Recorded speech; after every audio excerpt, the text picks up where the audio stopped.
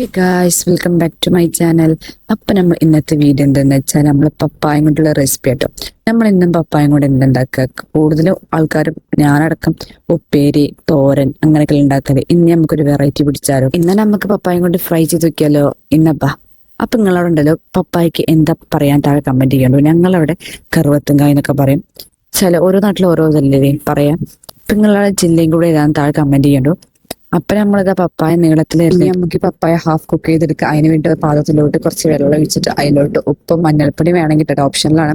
അതോട്ട് നമുക്കൊന്ന് half cook ചെയ്തെടുത്തിട്ട് എന്നിട്ട് നമുക്കൊന്ന് ഡ്രൈൻ ചെയ്യാൻ വെക്കാം. എന്നിട്ട് പിന്നെ അതിലോട്ട് മുളക് പൊടി, മഞ്ഞൾപ്പൊടി, ചിക്കൻ മസാല, പിന്നെ ജിഞ്ചർ ഗാർലിക് പേസ്റ്റ്, പിന്നെ ആവശ്യത്തിന് ഉപ്പ് ഇട്ടിട്ട് നല്ലോണം മിക്സ് ചെയ്ത് കൊടുക്കുക. പിന്നെ ലാസ്റ്റ് കുറച്ച് കോൺഫ്ലോർ ഇട്ട് ഒന്ന് കുടഞ്ഞു കൊടുക്കുക. കുറഞ്ഞത് ഒരു അരമണിക്കൂർ നമ്മൾ മാരിനേറ്റ് ചെയ്തത് നമുക്കൊന്ന് റെസ്റ്റ് ചെയ്യാൻ വെക്കണം.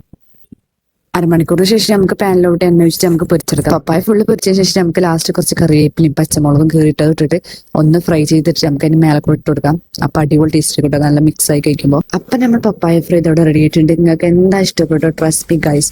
അപ്പൊ നിങ്ങൾ എന്തായാലും ട്രൈ ചെയ്ത് നോക്കി താഴെ ഫീഡ്ബാക്ക് അറിയിക്കണം. ഇത് നമുക്കുണ്ടല്ലോ ചായന്റെ ഒപ്പം വേണമെങ്കിൽ അടിപൊളി കോമ്പിനേഷൻ. ചോറിന്റെ ഒപ്പം അടിപൊളി ഇട്ട് നമ്മൾ ഈ പൊട്ടറ്റോ ഒക്കെ ഫ്രൈ ചെയ്ത് കഴിക്കില്ല, ഏകദേശം അതിന്റെ ഒക്കെ ടേസ്റ്റ് ആട്ടോ. അപ്പൊ കുട്ടികൾക്ക് സ്കൂൾ തരുമ്പോൾ ഉണ്ടാക്കാൻ പറ്റിയ ബെസ്റ്റ് സാധനം ആട്ടോ. അപ്പൊ എല്ലാവരും സബ്സ്ക്രൈബ് ചെയ്യാൻ മറക്കല്ലേ ചാനൽ.